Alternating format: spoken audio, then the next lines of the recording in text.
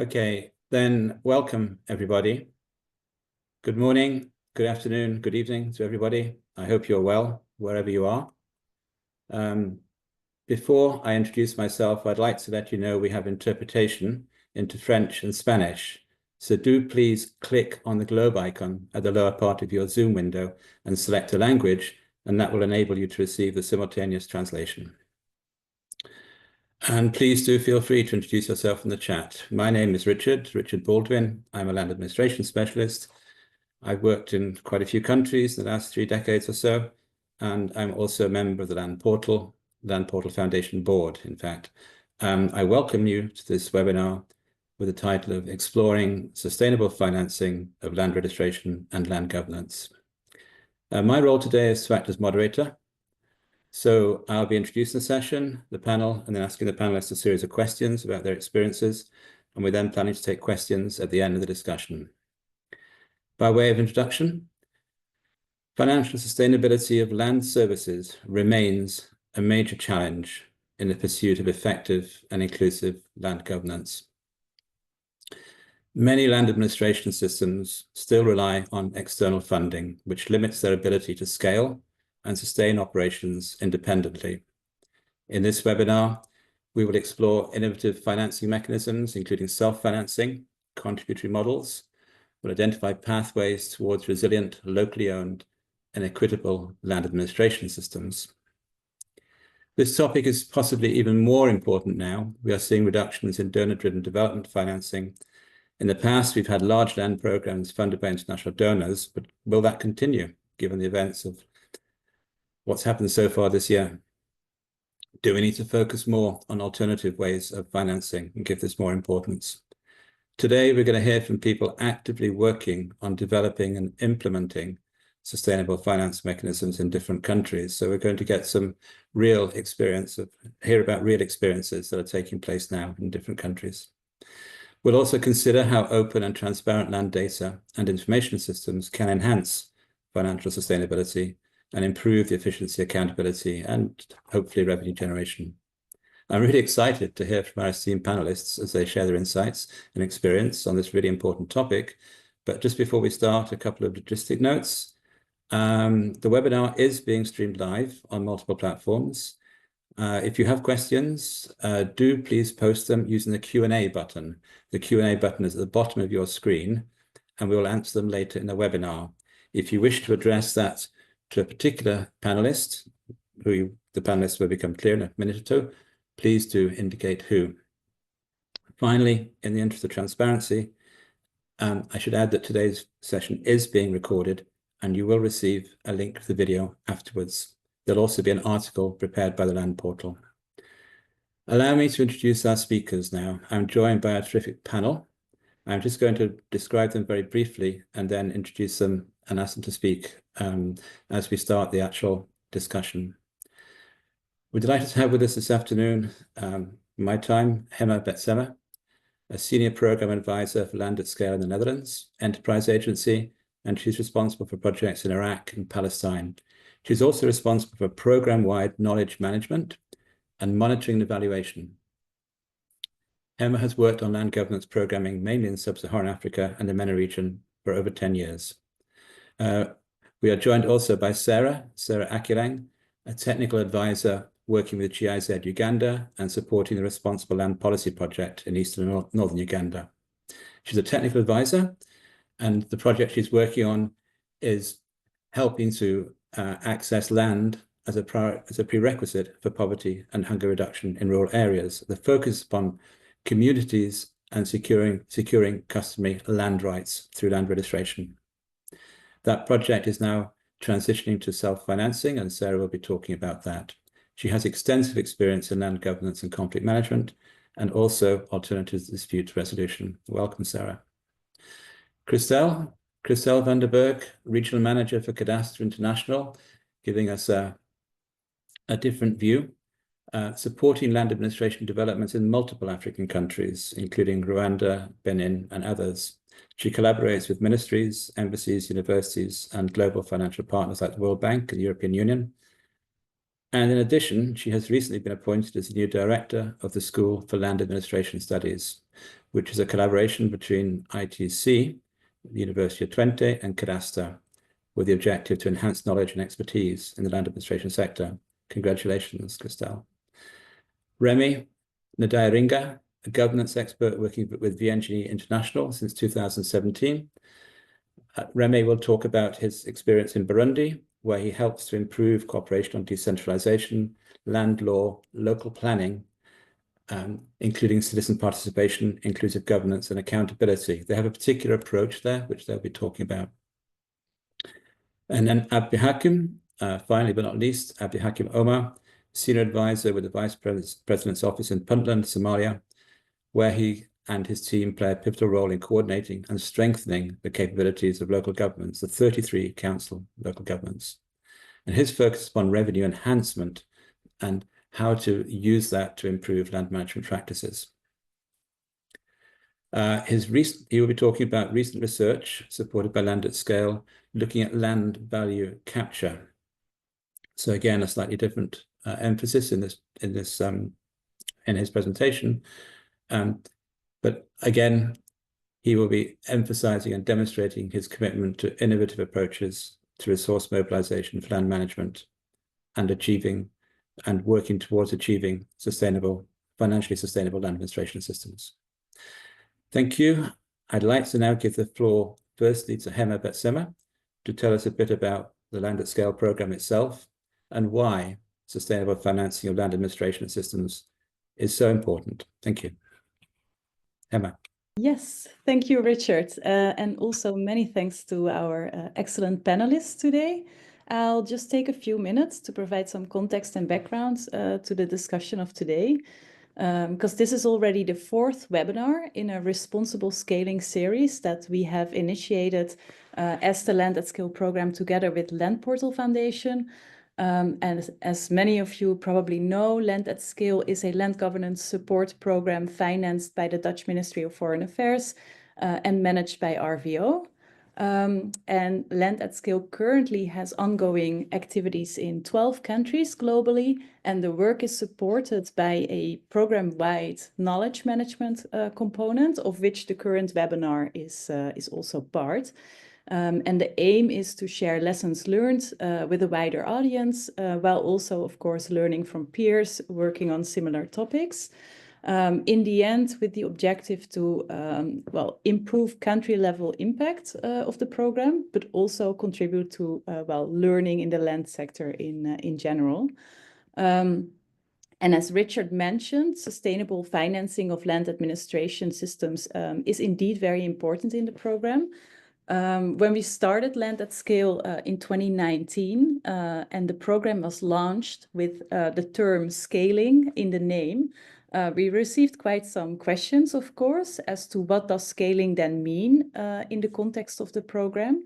And I think for us, from the very start, and for our partners, it has always been explicitly about more than simply increasing the numbers, increasing number of certificates, increasing secure tenure for more people in more areas, in more countries.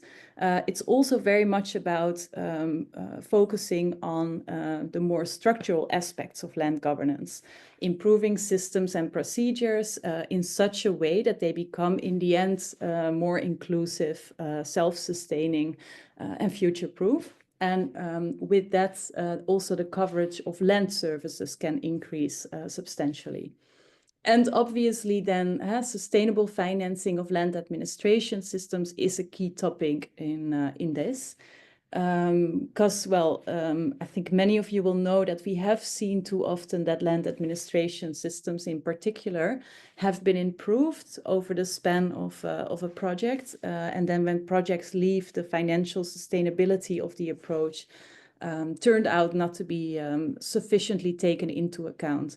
So with Land at Scale, we start to bring that aspect in from the very beginning of setting up the program, working with our partners in countries. And we have tried to really integrate this discussion into the planning of the activities. So today we look forward to sharing some of the experiences and lessons with that topic thus far from Somalia, Burundi, and our partner Cadastre International. and also exchanging with others experienced on the topic.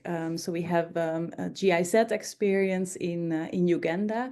And also, of course, we're eager to also hear from you, your questions and your responses to some of the challenges that we'll be talking about. So yeah, handing back to you, Richard. Thank you, Hema. Thank you very much for that introduction and just setting the scene for us. Remy, let me turn to you first, please. Can you tell us a bit about your work in Burundi with the Land at Scale program? And then, given the program you're working on, tell us something about how you have seen local authorities and decentralized land services start to transition towards financial sustainability. Remy, please.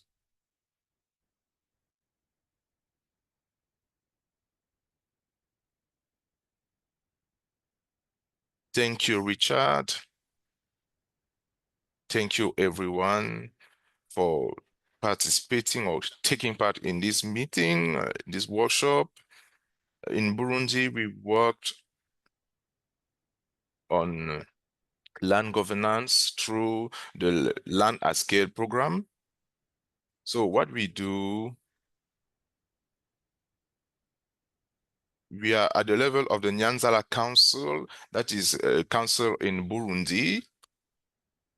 So we worked on securing land titles, managing conflicts, and financial viability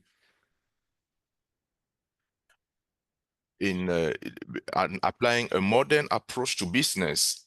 So this year, we are carrying a 5-year program, a 5-year project. So now,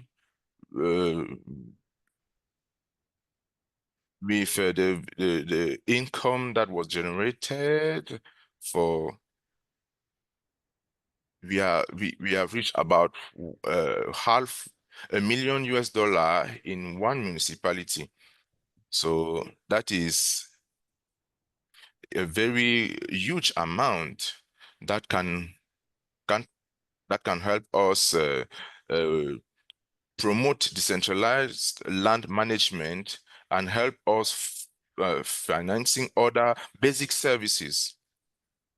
So local authorities, they are very happy because this decentralized management, this aspect of land management has met the major challenge of securing land rights, both for state-owned land and for private land. So we also see that there is an added value for the local authorities. So they are very excited. So in addition, we have the social aspect related to this project. So not only it enables us to secure land rights and reduce land conflicts, but also at the level of the communal management autonomy, we can discuss and we can collaborate with banks and financial institutions. So the councils and communities, they are very happy with this program because it has an added value. So thank you. But it has to be supported by a process in order to have a legal framework for the financial sustainability, but also get involved with institutions. And we also have to cooperate with councils representing the communities. I think that so far, we are very satisfied and we are very happy that it will help us achieve financial sustainability.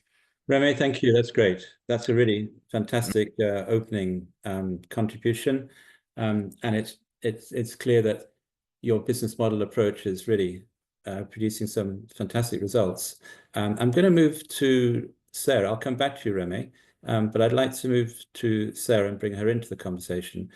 Sarah, can you tell us something about, a little bit like Remy did, what you're doing in Uganda? You're dealing, of course, with customary land and registration of customary land. You've had support from donors, and now you're moving towards self-sustaining. So please, can you tell us a little bit about that, and then also how that sort of change is happening? Sarah. Thank you, Richard. I hope I'm loud and clear. You are. Oh, yes, thank you. The Responsible Land Policy Project that I work with currently in Uganda has been a global project that has been in existence since 2016. Until date, we will be going until sometime next year, May. So the overall objective of the project has been access to land as a prerequisite for poverty and hunger reduction in rural areas, to see to it that it has improved for certain populations, especially for women and marginalized groups. And we are working in central, in the north and eastern Uganda. So what we are working on currently is supporting communities to acquire what we call in our law here, certificates of customary ownership and then certificates of occupancy for the MILO tenuancy. In the beginning, the project would provide funding for the process of land registration to support the entire process of securing customary land rights. However, we all know that projects come and projects go, funding comes and funding ends. So for sustainability, we started to transition in 2022 to a self-financing mode of land registration, which requires communities to make a minimal contribution, a minimal fee, to contribute a minimal fee towards registering of their land. So how we were able to say transition to project aided support to a self-financing of registration of land activities was by one, relying on the overwhelming demand from surrounding communities on the needs of land registration. Yeah, this coming from the local leaders, coming from the traditional leaders, is one of the ways that eased us from transitioning, because then these are the structures that are going to do community sensitization and community awareness for self-financing to take off. And then we have also remained at the back to provide technical backstopping, with the duty bearers taking lead in the implementation process. At the end of the day, the overarching need for sustainability plan is to carry on with the land registration process. We don't want to be in a situation whereby once the project funds have ended, and then it means that land registration has ended. No, we are carrying on with that which we can, continuous awareness raising on the importance of land service delivery to communities was also one of our approaches for transitioning to self-sustaining or self-financing of land registration here in Uganda. Yeah. Back to you, Richard. Thank you. Thank you so much for a very clear explanation. So you have this this approach now where you are actually moving to a situation where you are providing support to existing institutional structures and existing mechanisms, and people are so interested that they are contributing towards the financing of it. That's great. Fantastic. Thank you so much. We'll be coming back to you for more questions, but for now I'd like to move to Abdi Hakim. A different approach. Abdi Hakim is going to tell us something about his work in Somalia, and in particular in Bosaso, which I believe is one of the largest urban areas. And his approach is based upon, he's going to talk about a recent project dealing with land value capture mechanisms and looking at that as a source for financing for land administration. So Abdi Hakim, over to you. Yeah. Thank you, Richard. And first, I want to highlight my work, my office, the work my office does. I think everyone can hear me. Yeah. And my office is under the Vice President's office. We coordinate and we work with the local governments. And we have over 3 decades, we have for the first time in Puntland local elections. And we needed much to improve the capacity of local governments to have a capacity on improving how to improve the revenue collection, land management, and also to have some sort of training with the help of the state government. So as we know, if the land management of the local governments improve, that means they receive more revenue from the local community in terms of businesses and other issues. And then they will have some sort of investment to return to the infrastructure and other key issues. So with the help of Netherlands government and through the partnership of land at scale support, we have conducted a land value capture in Bosaso, which is the commercial hub of Puntland and also the biggest city. And if I highlight some key issues that we have in Bosaso, there was a limited ownership of the municipality in the land. Most of the land is owned by private people. And also there is a highly land grabbing activities within the local community as a sort of, to have a trade and investment and business-wise. And also we have an outdated and unequitable taxation system. So it was very important to have that kind of research in Bosaso. We already recommended in key issues with the local government, also state government is working on it and so far. And thank you, hope you understand. Thank you very much. Thank you for that introduction, Dr. Hakim. So it's starting from a different perspective and looking at it from a land value starting point and in an urban environment. And I think also the IDPs, I think, are a big factor there as well with their particular needs. Yeah, if I may add, in Bosaso we have over 200,000 IDPs whom are residing almost more than 20 years in that place. So the local government and the state government, with the help of international partners like Land at Scale, we have working some strategy that we can integrate them to the local community. They can have their own land and they can benefit it. So now there's a lot of investment in terms of the rural solutions which is going on in Bosaso and other towns in Puntland. Thank you. Yeah, thank you. That really interesting approach. Thank you. So we've just heard very brief introductions about 3 ongoing programs where people are actively working towards achieving sustainable financing, but from different starting points in different contexts. Perhaps now to give us a slightly different perspective, or perhaps a wider perspective, I'd like to go to Christel. Christel, your work with Dutch cadastres across many countries, across the world, in fact.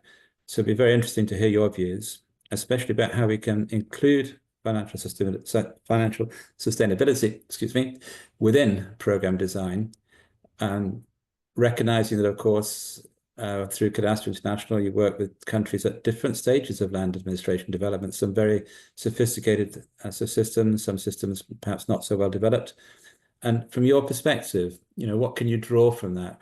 What are the key factors that enable land institutions to transition from externally funded projects or from government funding to self-sustaining entities? Thank you. Christel. Thank you, Richard. Well, I would say there are many factors, but the most important are, on the first place, that land and the land governance and land registration is high on the political agenda, because there needs to be a certain ambition, or actually a high ambition within the government, to get this job done, so to say. Because the ambition within the government must be there, because, and that is my second point, the institutional collaboration is really needed, because you need to work together on governmental level, on institutional level, to get this financial system in place. And well, collaboration is needed, but at least there must be awareness of the fact that you need to trust each other and that there needs to be collaboration. And the third point is, of course, that there needs to be a business model, a business plan that is agreed and acted upon by all the institutions that are involved within sustainable land administration systems. And this means that there should be agreements between the stakeholders involved in the land administration chain. That can be municipalities, it can be local governments or national governments, provincial governments. All the chain partners should be involved. Because in some countries, for example, the municipalities have a role in maintaining the data. So, I mean, when a transaction takes place, landowners have to go to a municipality. And a national government, for example, provides a central database where all the data is securely stored. And then there should be a funding model where the revenues from the system covers the costs. So the staff, the equipment, infrastructure, etc. And in this example, it should be at both local and national level. And this means that this requires good agreements between the local and the national levels. That is why I said there's collaboration is needed. Because it is not easy, specifically not in the beginning. And I understand that, because it is all about money. And when it comes to that, there are all kinds of interests are at play. And the trick is to work well together in this as players in the chain. And ideally, you would say, yeah, I would talk about chain partners, because only if you work well together as partners, land administration can generate a lot of money. And of course, in addition to a large number of other benefits that contribute to the development of to a whole society. So it's not only about the money that the benefits from sustainable land administration is not only in terms of financial benefits, but of course many others. But today we're talking about the financial part. So yeah, that is why I refer to that. Thank you. Thank you, Christelle. Yeah, and that last point actually is perhaps an important one. That's what we are particularly focusing on in this webinar today. We're very well aware of other benefits and all kinds of other questions around land governance, but it's the financial sustainability issues that we're focusing on today in this discussion. Thank you for reminding us about that. What is emerging quite clearly is that we have the problems of financing the first registration, which was talked about, for instance, with respect to the Ugandan example, first registration of customary land. We have the examples also of how to have sustainable land administration operations. And on that theme, I'd like to go back to Remy. Remy, you have this business plan approach, which is quite interesting because often business plans are left for much later in the development chain. With that approach, what could you tell us about what strategies have been most effective, in your opinion, in ensuring that land registration and land services are able to generate sustainable revenues while remaining accessible to communities and providing services as needed? Remy, thank you. Yes, thank you very much for this question once again. I think that Christelle made a very salient point earlier when she talked about this more maybe tactical aspect, because we need to look at the land administration chain and work and collaborate with these different structures. So first of all, on the institutional level, we worked at local level with municipal councils, which are delegates from the communities that are represented, in order that our plans are accepted. And on the national level, we actually worked with the ministry in charge of land, as well as the National Land Commission, which plays a regulatory role. So that's the first aspect of our tactical plan. The second aspect is to maybe socialize our approach. So we needed to really speak and keep a dialogue open with municipal council about the costs that would be affordable for our communities, especially when taking into account the cost of living. So thinking about the cost of banana, of chicken, to be able to then show communities or maybe put it into perspective with them. So, you know, to say this is the cost of a kilo of beans or something like that. So to show that it can be something affordable that everyone can actually pay. And the third tactical aspect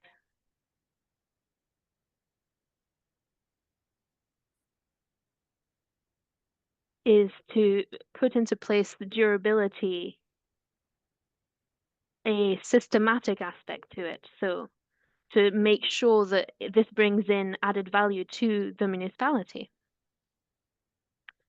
And our plans actually made it so that a lot more people maybe got behind these local land services. So those are the three important aspects that I wanted to talk about for the moment. Remy, thank you for that. You mentioned affordability, in fact, there, which I think, again, is a really interesting and important point when we start talking about people paying for different kinds of services. I'm going to jump to Sarah, back to Sarah now. And in particular, I'd like to ask, again, about a bit more detail about what strategies you've used to help to achieve the self-financing approach to land registration. And bearing in mind Remy's remark, can you say something about the affordability of the process? You mentioned that people are making a contribution to the cost of the services, and also scaling up. How do you then scale up? So, Sarah, please. Okay, thank you, Richard. The strategies that we have used, the first is the use of existing government and community structures or institutions to facilitate the process of land registration. Like I said initially, we were using, let's say, some companies, NGOs, maybe external contractors. So this time we are using the already existing structures, starting from the Ministry of Lands to the district, to the local government, down to the community. And the purpose of this is for them to own the process, that the process is theirs, and so they can carry on with it. Secondly, we have also developed a capacity building cascade approach, where we started with the capacity building of the different stakeholders who are involved in land registration, right from the top level, the ministry level, Ministry of Lands, Housing and Urban Development. In Uganda is the ministry that comes into play when it comes to land governance and land governance services. So once the capacities have been built at that level, then they can come down to the district level, to the sub-county level, and then to the community level. And all these are structures that we believe are in existence for a longer time because they work directly with government. Thirdly, we also embarked on awareness creation, community sensitization meetings. And for this strategy to work, we basically used, again, the government structures. Once capacity building has been done, their capacity has been enhanced of these different stakeholders. It is the same stakeholders who work at community level and at sub-county level who go down to sensitize about land registration processes. And then the last aspect could be inclusive consultative processes in setting of minimum fees. Now, if we were just to throw a fee, let's say we've just thought about a fee and given it to a particular district and say, okay, this is what you should pay for land registration, I think maybe it would be difficult for them to take it in. But to make the process easier, we had consultative, it's a consultative process where the sub-county leaders consult with the community leaders to ascertain how much do you think that these community members can be able to contribute. And in this way, this is one of the things that has enabled self-financing to thrive, because they themselves have set the fees that they find suitable for even the most marginalized groups. And then for scaling up of the process, we are looking at these districts, different districts and sub-counties being able to include land service delivery into their annual budgets. Now, once this has been included into their annual budgets, then they can be able to scale up to other sub-counties within a particular district or to other communities in a particular area, because then the funds are within reach. The funds are within them. So this is one of the strategies that can be used for scaling up of the process. Yeah. Over to you, Richard. Yeah. Thank you, Sarah. That's really interesting. And in fact, I'm struck very much by the fact that you're using existing structures and rather than using external actors, let's say, to achieve the registration process. And on that theme, I'd like to jump back to Abdi Hakim, because where you're working, I think you have a lot of. I'd like to ask you about another aspect, really, where perhaps those structures aren't quite so well developed in place. So could you say something about the role of informal land transactions and land brokers in shaping land governance in Bosaso, given you have a rather different environment? And how do you think you could possibly look at integrating these actors and bring them into formal land value capture systems to perhaps improve urban planning, revenue generation, and land administration generally? Thank you. Abdi Hakim. Okay, thank you. As we mentioned in the study, in Bosaso, we have non-traditional, non-formal land transaction or land business. And the land brokers and also some guys we call land traders, they buy a small plot of land in a very cheap money, then they resell in higher value. They have most say in the land value and which area that it will become expensive or which area that they won't make it like cheap. So, and in the study and also within government coordination meetings, what we mentioned it was, and we have to regulate both of them, the land traders and also the land brokers.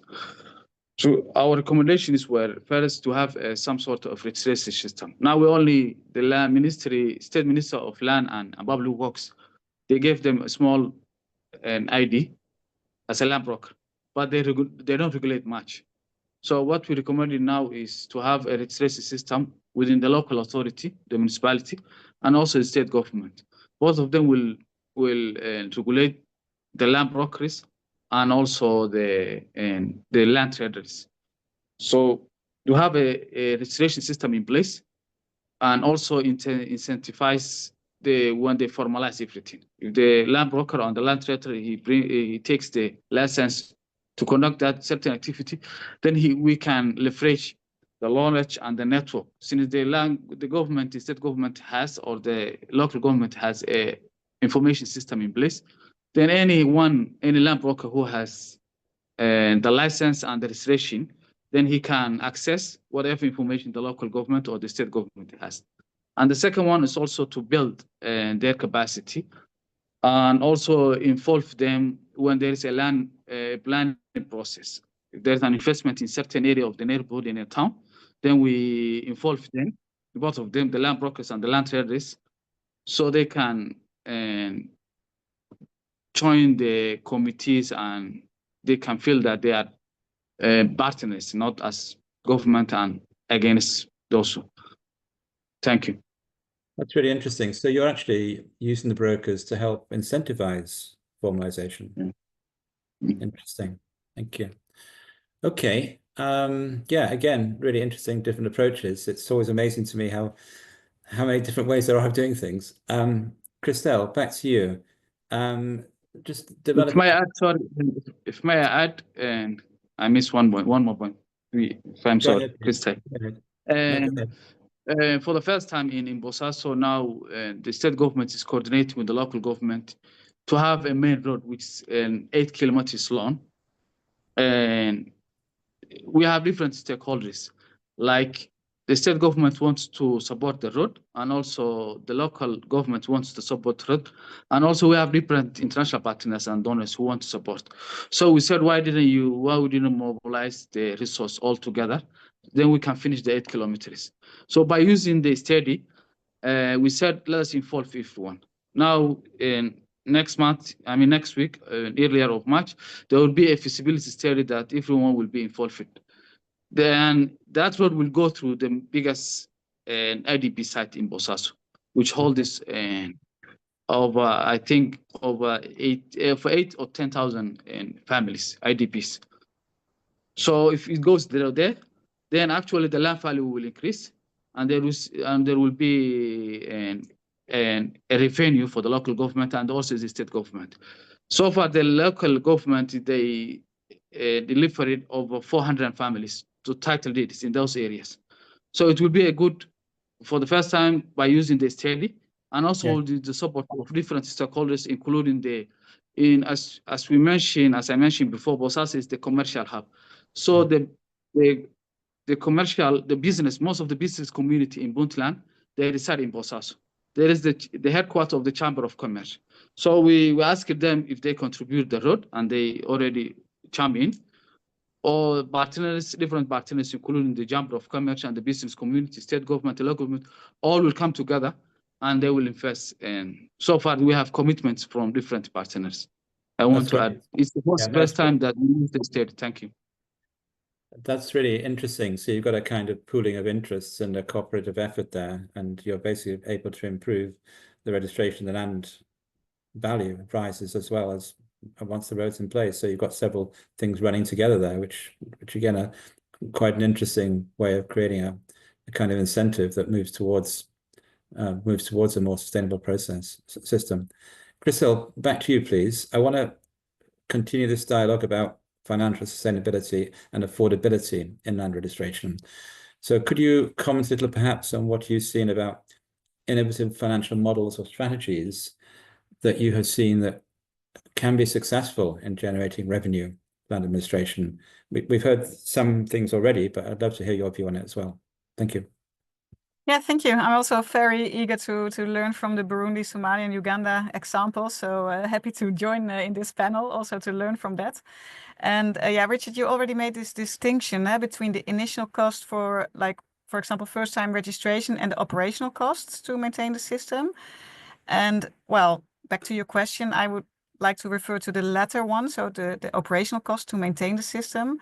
And yeah, various models exist. They vary from funding by government, most of the time state government, the national treasury, or to funding from fees. And also a mix of these both systems is possible. And well, if you talk about my experience, the most national mapping and cadastral agencies in the countries where Cadastre International works, they are financed by the state government. So that means that there is a fixed budget per year.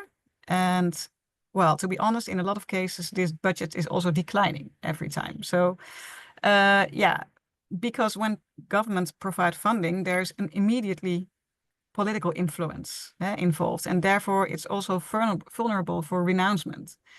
What I also see in these examples is that there is less flexibility for increases in work volume, for example. So if the work volume increases, there's not enough budget to maintain, to operate, and then yeah, there the problem starts.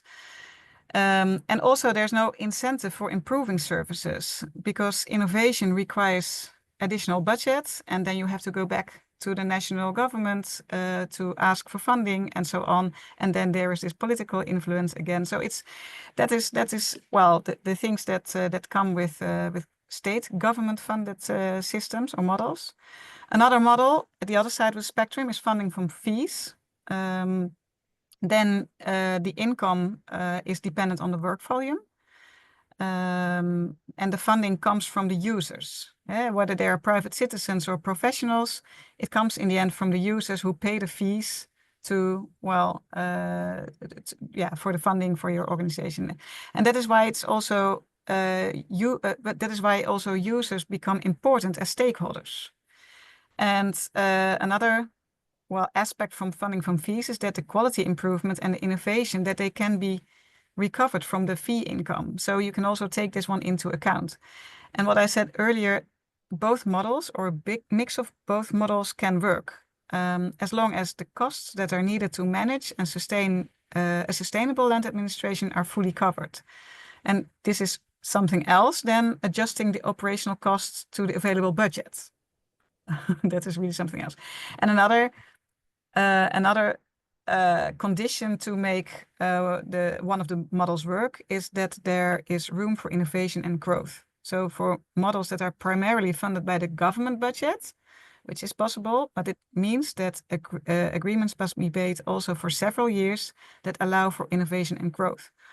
Because otherwise you cannot adjust to new situations and developments, and then problems start to maintain the operational, to cover the operational costs. Thank you, Christelle. Yeah, so when we're looking at operational costs, as you say, often it's governments that are the prime source of funds, and of course, often that's not enough in many countries, and that impacts the quality of services. I liked what you said about innovation and growth and the opportunity to perhaps increase services and I guess also revenue possibly by that as well. And the mixed model where you have some level of income and some support from government, so you can look at the cost recovery levels. That again, I think is quite interesting. So thank you for that. I'd like to change the direction a little bit of the discussion, because sometimes as soon as we start talking about things like people paying for things, then there's always a risk that we are somehow ignoring or leaving behind parts of the community. So I'd like to maybe address that question head on if I can, and ask it to some of our panelists today. Remy, ensuring equitable access to land services is crucial, especially if we're trying to avoid reinforcing inequality. So from your experience in Burundi and thinking about the financing mechanisms, the business model approach you have, how can we structure that to be sure we're providing the right kind of support for marginalized groups such as women, youth, and the Batwa in securing their land rights and allowing them to access the services? Thank you. Remy.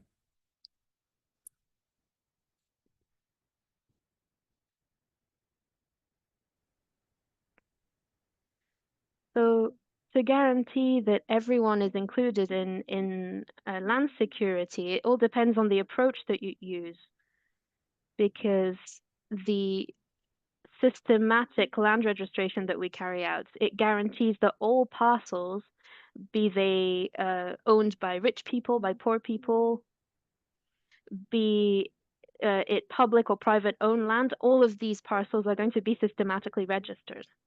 And this means that maybe the richer people are going to be paying for people who have less means, because, for example, they would have bigger parcels which would cost more, and therefore they would fund registration for people who are registering very small parcels. And so that would allow us to maybe dig out a surplus from these kind of transactions. This systematic registration is also carried out by separated public and private land, which also allows us to quantify what is public land and to see or to maybe advocate for people who do not have land, for the landless. So in Burundi, it means that we can really estimate the availability of public land, and that allows us to initiate a process of handing out a piece of public land to Batwa communities, which are traditionally landless. And so this systematic registration process allows us to really see what we have in terms of private and public land, and that gives us a strength to really advocate for the right of the landless. And so that's how we do things in Burundi. Thank you. So I hand back over to you, Richard. Thank you. Okay, so you are thinking about it and you have got measures in place quite clearly, and you have specific measures to identify those groups that you have strongly identified as being potentially disadvantaged. And I'm sure that's the case. Maybe I can ask the same question to Sarah. In the districts you're working in, because I understand that the model you have now is being applied in districts, several districts or lots of districts now across Uganda. It's starting to be scaled up. You're working at sub-county, community and district level. How are you in your work ensuring equitable access to land services? Thank you, Sarah. Thank you, Richard. We are working in about 6 districts, and hopefully we are even scaling further. Actually, I could say more than 6 because of the districts in the central region as well. So to ensure equitable access, one of the ways that we have devised is proposing and setting of minimal fees by these leaders. The fee for registration of land, I could say the most least fee that we have experienced is about 50,000 Uganda shillings. And when converted to euro, that should be maybe between 10 to 12 euro, if I'm not mistaken. Yeah. So this is to allow even the most marginalized groups to be able to afford land services, land service registration, especially documentation of their land rights. That's one of the ways. And then secondly, we are also looking at strengthening of alternative dispute resolution mechanisms to resolve conflicts through different methods. Using the local traditional structures, using the district leaders, the sub-county leaders, religious leaders, and even involvement of women in these groups to be able to resolve all these land disputes that will arise, to enable even the most marginalized to access their land rights. And then we have also devised deliberate community programs that help women and other marginalized groups to be able to participate, let's say, in community awareness creations. For example, when we advocate for community awareness, we advise that awareness creation should be rather done in the afternoon rather than in the morning, because in the morning, the women tend to be more engaged in other domestic activities, but in the afternoon, they can be able to attend these awareness creation or education meetings on land services. And so they can be able to gain knowledge and then also participate when it comes to land service delivery. Like if one wants to register her land or acquire a title or even have a dispute over land resolved, they get this information through awareness creation. So those are some of the deliberate moves that we have put in place to ensure that there is equitable access. Even capacity building at district level, at sub-county level, and at community level. It's also another deliberate effort that we put in place so that even to the most vulnerable in the community are able to have information available on land rights. Yeah. Thank you, Richard. Yeah. Thank you, Sarah. So yeah, it's always important and essential, in fact, that we have these mechanisms in place. So it's great to see that they are there and being followed up as you expand the program. Abiy Hakim, I'm going to come to you, and I'm going to sort of combine the next two questions a little bit just to catch up on time. And it's kind of a similar sort of question, really, but you're coming at it from a land value capture side. So how can you have strategies associated with land values that can be structured to provide solutions for IDPs, while also, as you mentioned, trying to strengthen municipal revenues and land governance, because some people might think there's a kind of tension in that requirement, let's say. And at the same time, maybe if I can also ask you, thinking of the next step about land value, land value is often then associated with property taxation. So is there any implication for property taxation from the land value work that you've been doing? And if there is, how can we think about fair and efficient taxation models, especially given the kind of large IDP community that you have? Thank you. And thank you, Richard. First, I want to highlight the background.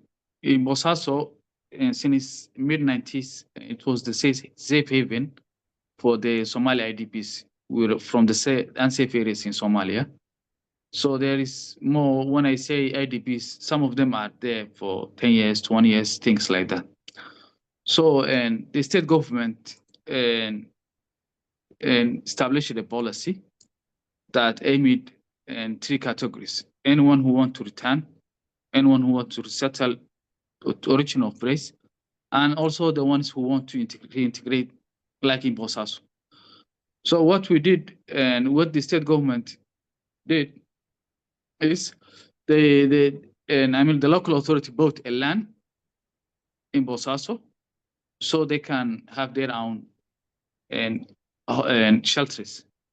It's like 4 kilometers from the town center, with no infrastructure, no electricity, no water, schools, all those things.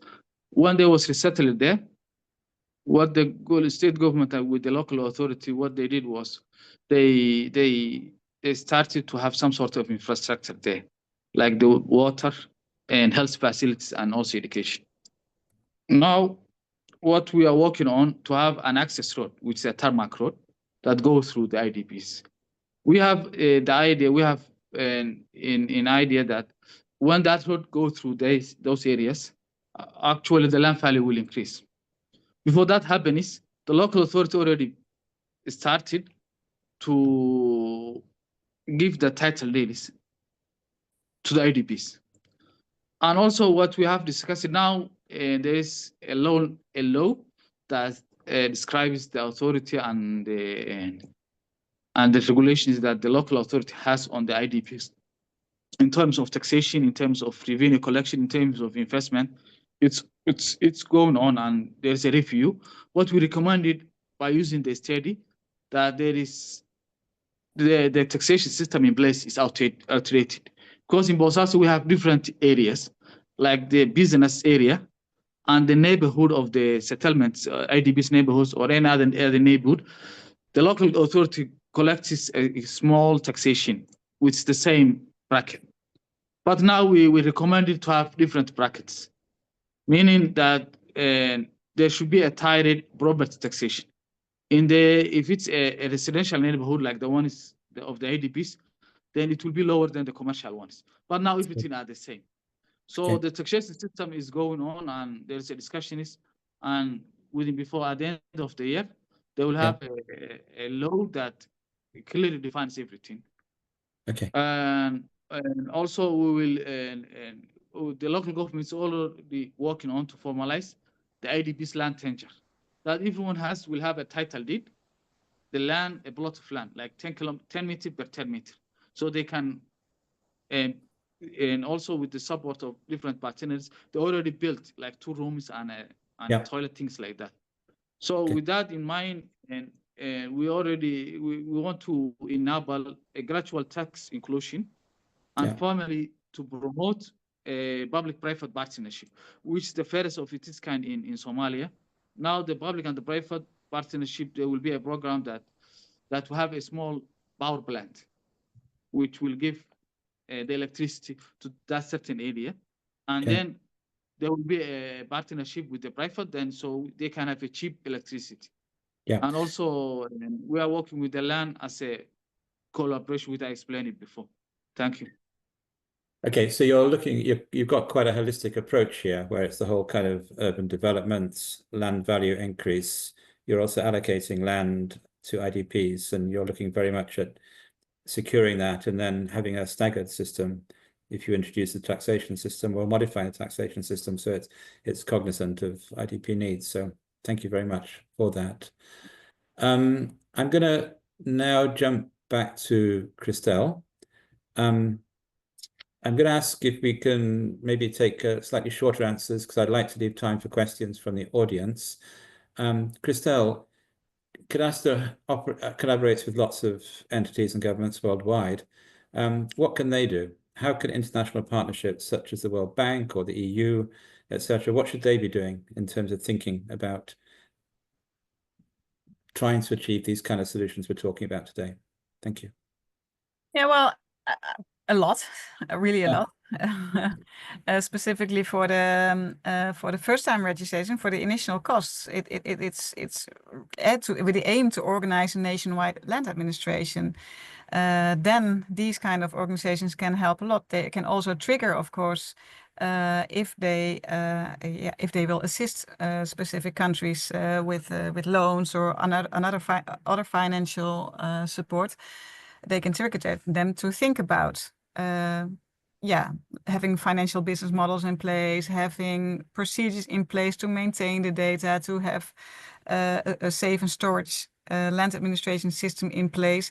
So that really triggers them. But if I really go back to your question, how can they help to build more resilient and financial sustainable land governance systems, then I would say that they can help really a lot with the first investment to organize a nationwide land administration, because we all know that there are various methods to collect these data. And these methods can be good. They have to be good enough. They have to be fast. They have to be affordable, because people have to pay and it has to be paid.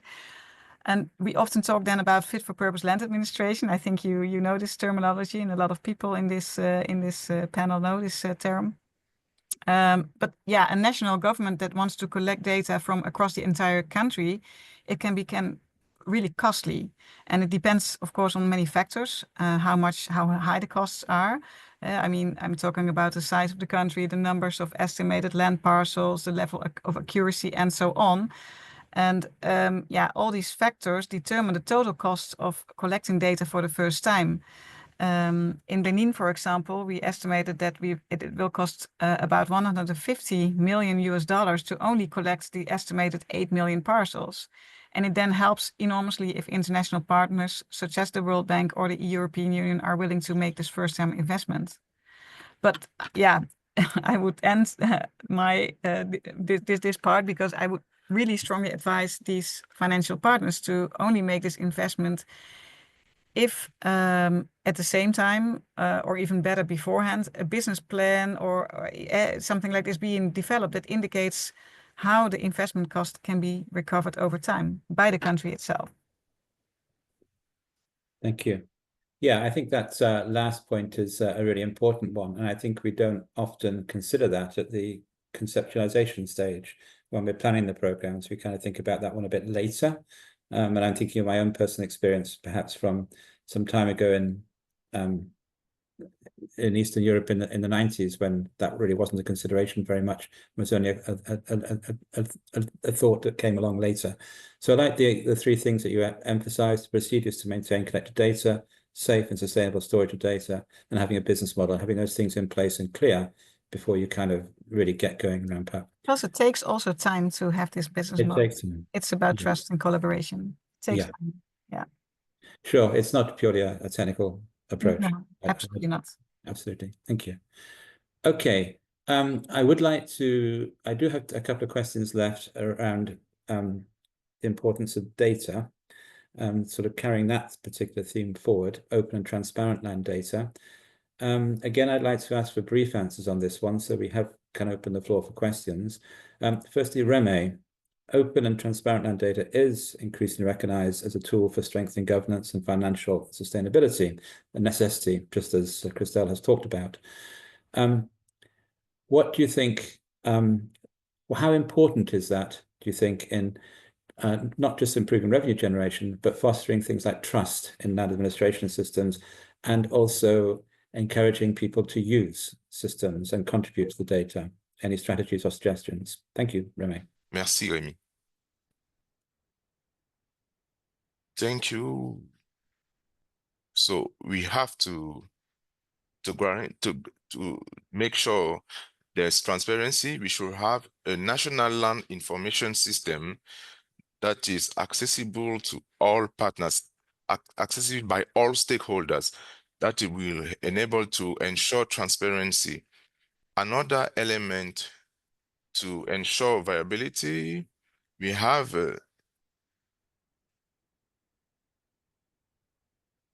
we should implement a national land information system in such a way that the users can have access to that system, this system should be paid at fair rates to ensure the sustainability of this system, but it should be, that system should also be low enough to remain affordable. So in a nutshell, that's how we can ensure the sustainability of the National Land Information System. So please, I will hand over the floor to you. Thank you. Can I go to you, Sarah, with the same question, please? Est-ce que je peux And maybe Okay. just to say it again, we're thinking about the importance of open, transparent, accessible land information systems, and how that contributes to financial sustainability, how that contributes to fostering trust, etc. Do you have any comments you'd like to add to what Remy said on that one? Yeah, I think with open and transparent systems, it will enhance transparency and social accountability. When we have open systems, then we are minimizing the risks for opportunities for corruption in land services, ensuring that land registration processes are free, are fair, they are transparent, and they can increase trust. So for us in the self-financing project, what we are looking at, while it is an ongoing approach, we are looking at an intervention to handle the loophole of social accountability and transparency of systems, where we can be able to address maybe the challenge of risk and corruption tendencies in land registration process. And this can be, we will start with capacity building of stakeholders involved in the processes, community awareness meetings, and then also making policy recommendations and reviews that could support to enhance transparent and open systems in the land sector. Yeah, this would really be my thoughts and what we envisage to work on when it comes to the self-financing approach. And if I may add, you have a national land administration system, which you are beginning to feed data into from customer land. Is that correct? Yes. So you're on your way. Thank you. Okay. I'd like to then just go back, maybe just to have the last question now, back to Christelle. And it's really, again, on the data side. Would you like to add anything to what has been said on this and the importance? You've talked about this already a little bit, but do you have any closing thoughts on it or about the importance of data, how we manage that, and the significance of it, especially with respect to things like land markets and development, etc.? Thank you. Yeah, thank you, Richard. I very much echo the words of the former speakers about affordability, affordability to use the system, because this is where it's all about. Revenue generation starts with an economic wheel that needs to start turning. And therefore it is important to have a certain volume of data. So registered parcels, with data, registered parcels. And what I mean is that there must be a critical mass on which the wheel starts turning. And for that to happen, the data has to be reliable and above all affordable. And because then people will start using it. And that is the whole idea. People, society in general, have to start using the system, and it has to become normal to run transactions, whether it is sales or whether it is inheritance or whatever. It has to be normal that it should run through a reliable land administration system. And this is possible only if the transaction fees are affordable.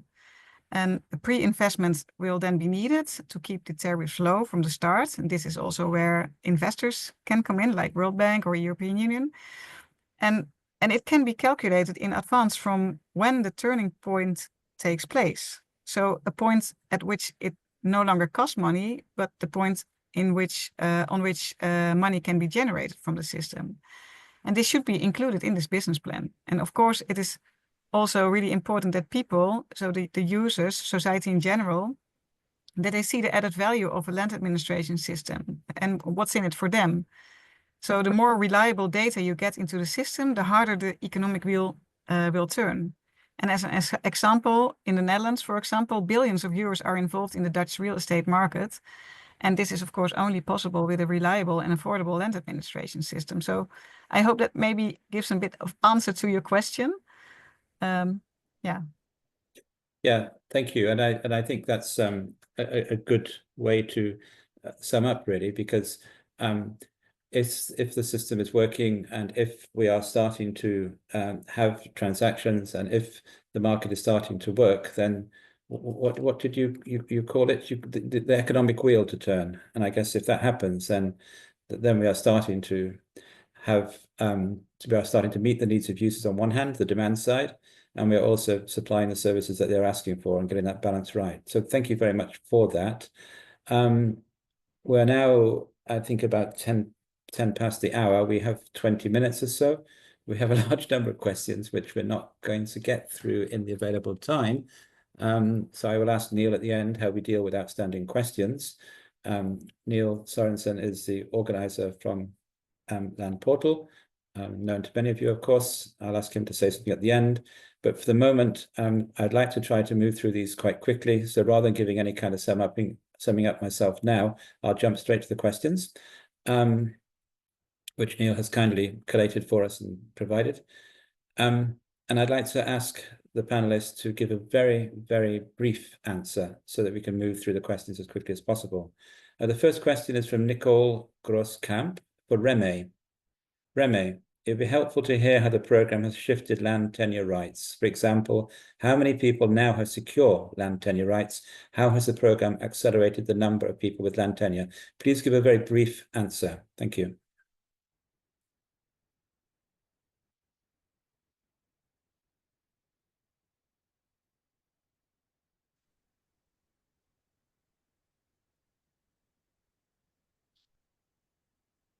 Okay, Remy? Remy,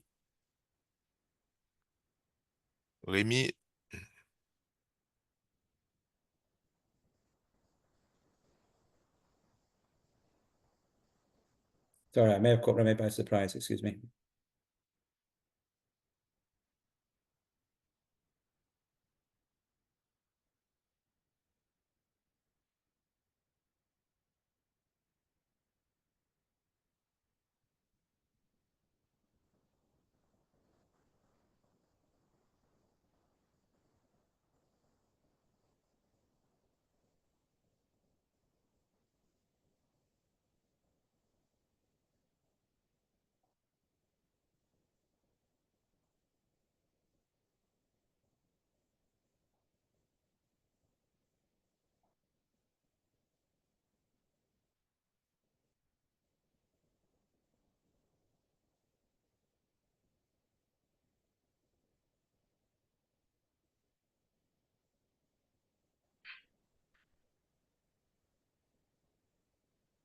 so that is to say that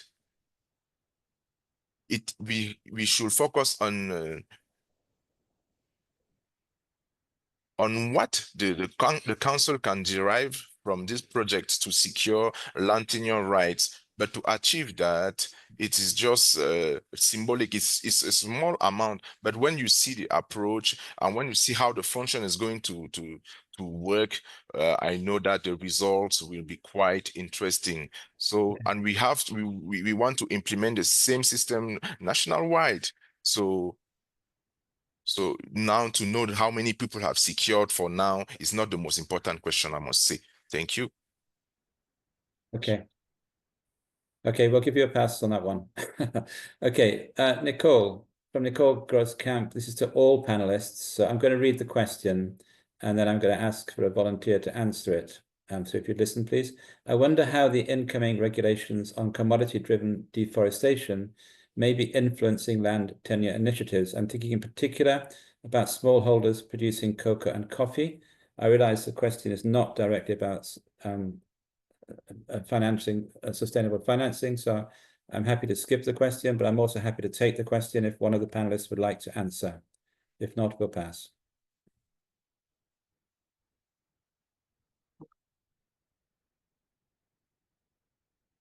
Okay.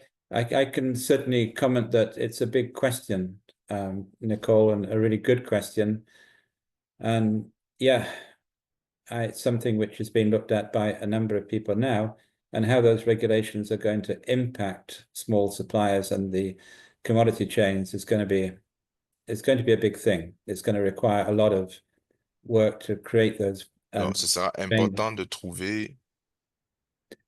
And yeah, I think that question is really for another session and probably would be worthy of a whole webinar in itself. From Gonbo Tenzin, to start a corporate style functioning of land governance in a country, from what should we start the business model and sustainability progress? I'm going to ask Christelle if she would be willing to address that question. So to start a corporate style functioning of land governance in a country, from what basis should we start the business model for sustainability progress? Christelle, would you be willing to? Yeah, of course, of course. Well, I would say, again, as I mentioned before, it starts with the ambition of the government itself to have this kind of model. So that the system, the revenues from the system also will go back through the system to the system and not directly to the national treasury. So that is one of the first agreements on intergovernmental level that need to be made in order to start such a model. And then, of course, you need to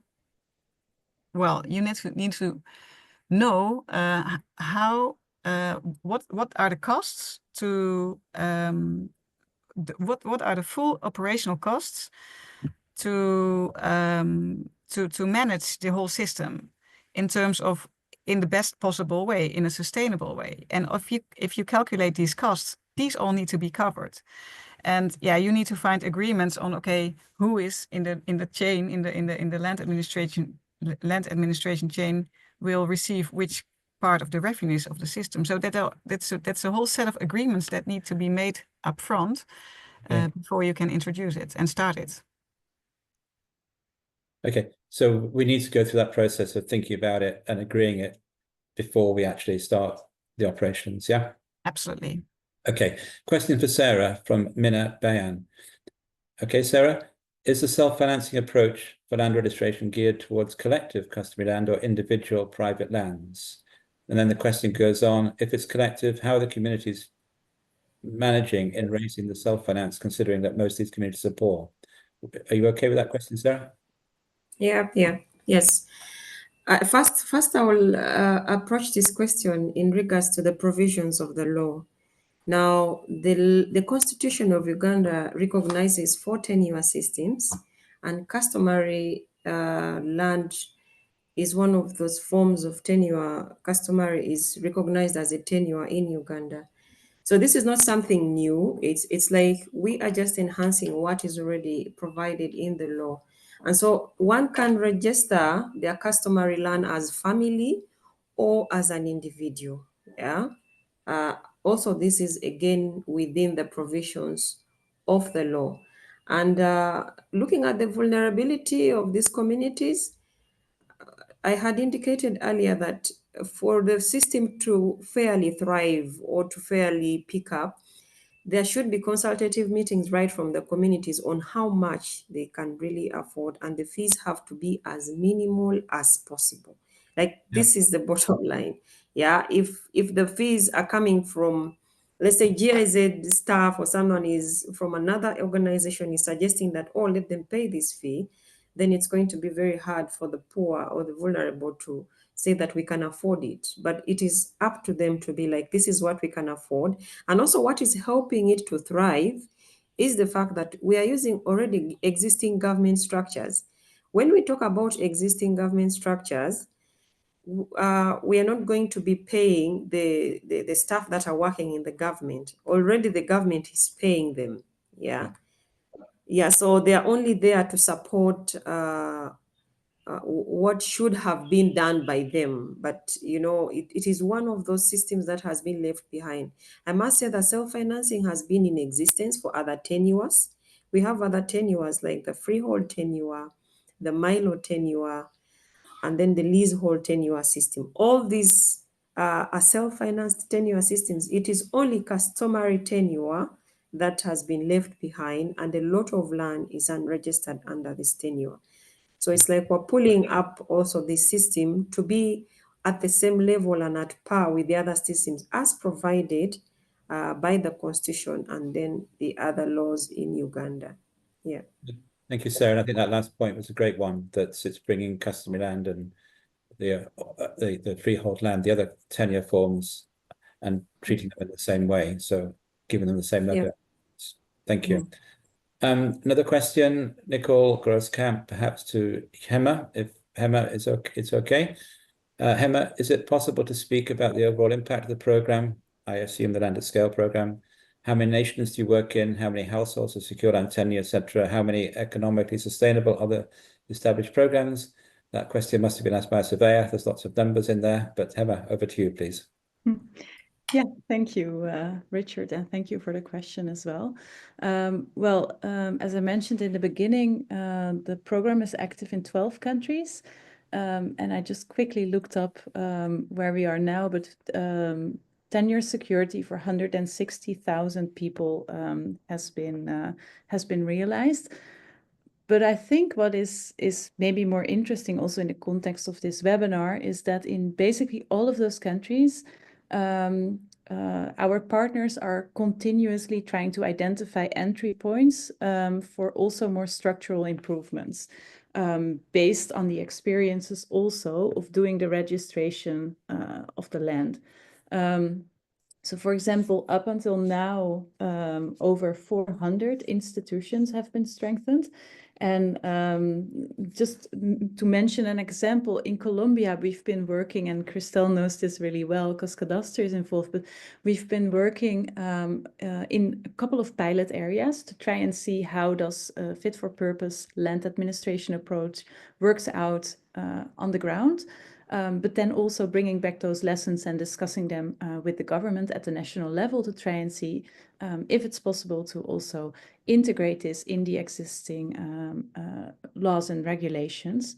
So to try and kind of like link that up to both work on tenure security for communities and for people, while also looking at how does this then connect to how structures are set up and systems are functioning. And maybe nice to mention that at this moment, many of our projects are already in the second part of their implementation, and we've recently started kind of an exercise with all of the project partners to kind of take a step back, look at what has been happening thus far, and also just asking that tricky question that, okay, let's say the project ends now, what will remain? And are there still things that we could like tweak or that we could work on in the second part of the project to make sure that this impact is increased? So I'll leave it there. I hope this was an answer to your question. It's very clear. Thank you. Emma, there is a follow-up question which I'd like to jump to, please, from Wordsworth Nabi. And the question is, do you see any role for private sector? It's addressed to you, excuse me. Do you see any role for private sector funds in land registration programs? If yes, which models work best? Yeah, I think this would also be a good question for our panelists. But from my side, what I see is that the mandate of land registration is with the government. And also our speakers have really emphasized that existing institutions and structures have to be closely involved. But there are interesting examples. For example, in some of the land at scale countries, we see that businesses who are working with, for example, outgrowers have realized that it's very important to register land of outgrowers to make sure that the land is managed in a sustainable way. So there you see at smaller scale, you see initiatives, and also but Abdi Hakim can speak more to this. But in Somalia, with the land value capture, there's also a link being made to private sector investments. But so yeah, I guess that can be part of the puzzle. But for the sustainable financing of land administration, government at all those different levels will remain is the central partner. Yeah. Thank you. Would any of the panelists care to expand on that question also? If not, maybe I'd like to follow up on the sort of slight handover offered by Hema and jump to Abdul Hakim. There is a associated question from Leonard Omulo. How do you use land brokers in registration? I guess this is the private sector in a way. And the comment is that land brokers sometimes don't follow regulations, they are difficult to register, they can be more difficult. So how do you use them, and how do you manage them? How do you make them productive?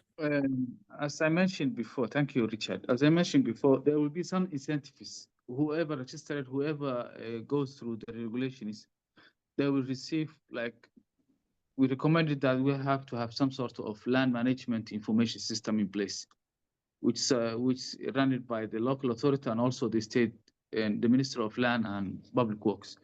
So anyone who goes through the normal procedure, any land broker or land trader who goes through the normal procedures will receive incentives in the form of, let us say, we will have a capacity support, I mean trainings conducted by the government or another partner of the government.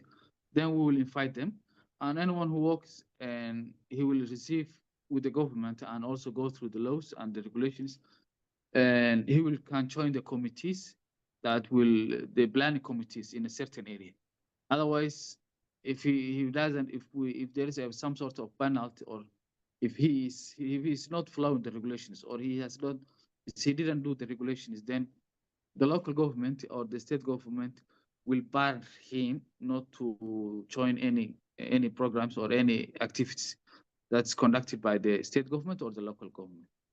So Okay. it's work in progress. So they will have check and balances. Anyone who follows the laws, then he will receive incentives. Anyone who doesn't follow the laws, there will be a penalty. That seems pretty clear. That's a pretty clear way of doing it. Thank you, Abdul Hakim. Yeah. We have 2 minutes to the close. So what I'd like to do now is firstly apologize for those questions that we haven't answered. I will check with Neil if there's a way that we can facilitate some way to answer those questions, perhaps after the session has concluded, in writing or something.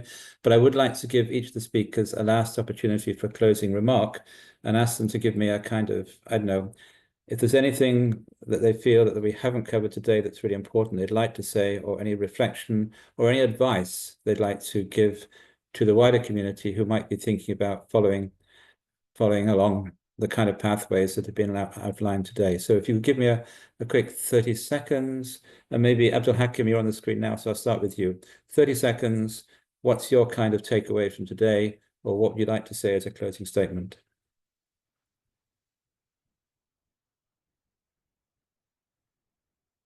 Sorry, did you hear me, Abdul Hakim? Yeah, I can hear you. And yeah, it's for me, it's Very the quick. first time. Yeah, can you hear me now? Yes.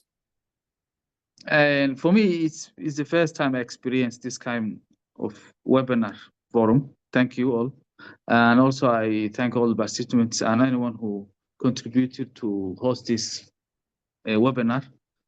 And I also thank the other panelists. I actually gained a lot of information and also some things I didn't know before. So, and hopefully I join this kind of webinars in the future.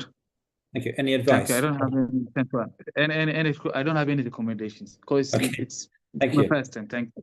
Okay, Sarah, Thank you. how about you? Do you have some advice or Yes, comment for I see that there are a lot of concerns on the questions, but Richard, from my end, I just want to give one success factor for self-financing to thrive. If there is a plan for one to use self-financing, and it is the ownership of the process. The ownership of the process by the stakeholders and incorporating land services into the annual budgets at the district level or within the government structures is one factor that can enable self-financing to thrive, because then it will be a continuous process. Annual budgets are made every year, and if the land services are included in there, then the government is going to support like half of the process and meet the communities halfway. Yeah, so this is for me one advice, and I want to thank the other panelists and also for hosting this webinar. Thank you. Thank you. Remy, may I come to you? If you have a very short closing remark, please.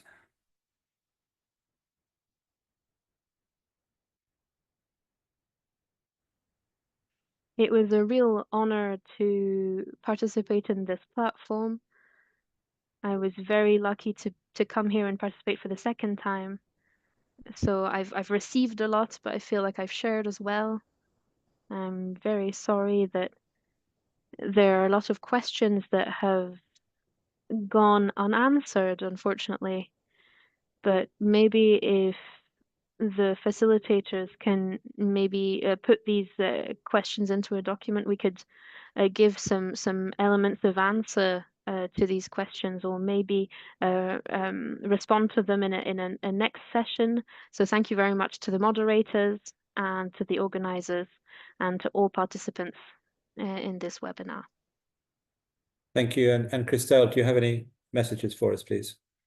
Well, I think the fact that this topic is now on the agenda, that there is a webinar about this topic, it's already a very, very good first start to keep on the discussions, because this topic is, a lot of time it is not included in large land tenure programs. So I think it is good to have this webinar, to have this topic on the table. And my advice would also be, and specifically in these times where the traditional funds are uncertain, so to say, it's very good to keep this discussion ongoing in the countries, and how and which model could work best for the situation. So keep on discussing it, and this webinar is a very good start. Thank you, Land Portal. Thank you, panelists. Thank you, Richard, for organizing this, and of course all the people that are listening. So thank you for your attendance. Thank you. There is a survey. If you click on the link, which Neil has posted in the chat, then you will be able to do the survey. We'd really appreciate the feedback. I'm going to ask just for two. I would like to echo the remarks of the panelists and thank everybody for participation and for the really interesting discussion. And what I'm struck is that there are very, very different approaches being used in different places and different starting points, but they all have a sort of common aim. So it's kind of interesting. And it suggests to me that this is something that's really important, and really we have to try to get a better handle on this and find a better way of dealing with it. So big thank you to everybody. Hema, would you like to make a closing remark? Thanks, Richard. And maybe just very briefly to say that I agree with the panelists. I also learned a lot today, and it's really nice to see that there's a lot of interest in this topic. I'm open to explore how we can continue this conversation, and also making a bit of promotion for a World Bank session that we'll be having in Washington in May during the Land Conference, also on this topic. So everyone very welcome. Yeah, thanks for the engagement. Thank you. And Neil, can I hand back to you? Because I think you've been hidden so far, but maybe you can say hello to everybody. And hello, everybody. This is the magician that made it happen today. Yeah, thank you, So, Richard. Thanks for a great webinar. Thanks for sharing, for everybody for joining and collaborating, participating. We'll try to, we'll make an attempt to see if we can respond to your questions. Any unanswered questions. We don't always manage, but we'll give it a shot. And maybe we'll post that as a part of the actual webinar recap, which we will be publishing in the next few days. So thanks again. Look for to continuing discussions. Stay tuned to the Land Portal. Thank you very much, everybody. Wonderful to have had the chance to share today with you. Thank you so much, and I hope to see you all again sometime. Thank you. Bye-bye. Bye now.